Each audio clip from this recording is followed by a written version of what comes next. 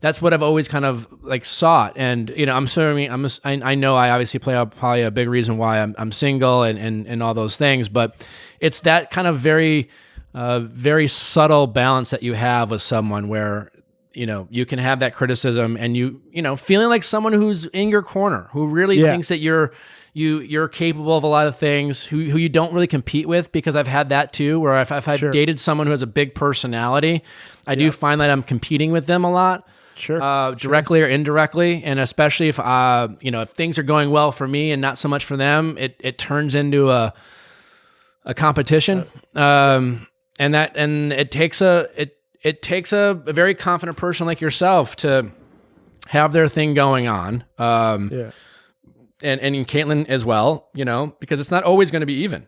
You know, exactly. Yeah, exactly. You know, you decided to take a risk, to quit your job and start this thing, and like, you're a smart, motivated guy, but there were no guarantees.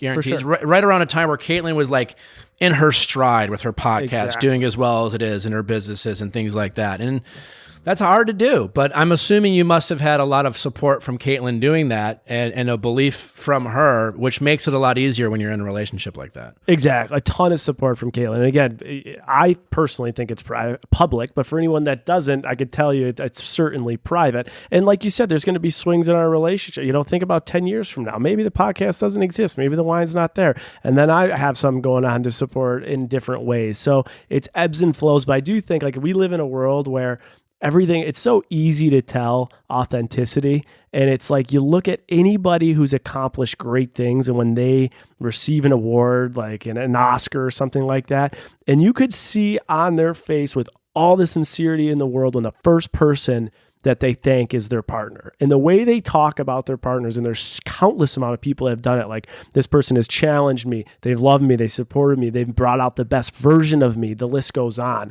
Like, I don't think that is an easy task to find someone like that, but I do think there is a reason that those that achieve greatness in whatever it is, usually there's a correlation, and it's more than just that person. It's their team and then their significant other.